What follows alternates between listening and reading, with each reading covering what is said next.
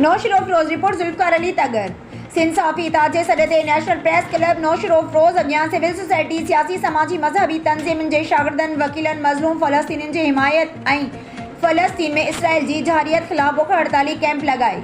सिंध साफ़ी इताद जे अॻवान यूनिस राजपर एम ज़फ़र तगर, जमीयतुल उलमा इस्लाम जे अॻवान अकरम पीरज़ादा, डिस्ट्रिक्ट बार जे सदर मोहम्मद अयाज़ मरी, अवामी प्रेस क्लब जे सदर अख्तर हुसैन चांडियो, तरक्की पसंद जे अॻवान असद चांडियो, ज़मीर हुसैन लुंड, आजिज़ इम्तियाज़ नूह पोटो, मज़हर अब्बासी, अतीक रहमान विस्तड़ो, गुलाम रसूल फुल, कारी अशरफ नवीद राजपर, डिस्ट्रिक्ट बार जो जनरल सेक्रेटरी शौकत हुसैन बोहियो, जब्बार वगण, ज़ाहिद लुंड, मुमताज़ अबड़ो, मुजाहिद बलोच, असद उमरानी ऐं ॿिया वेठा।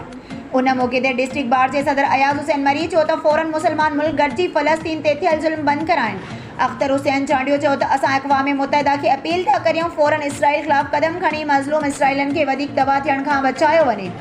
यूनिस राजपर चयो त 56 इस्लामी मुल्क आहिनि, सभु तमाशो पिया ॾिसनि। उहो कहिड़ो क़ानून आहे जो मज़लूम फ़लस्तीनियुनि जे अस्पतालनि ते हमला करे नंढड़ा ॿार ऐं औरतूं शहीद कयूं आहिनि।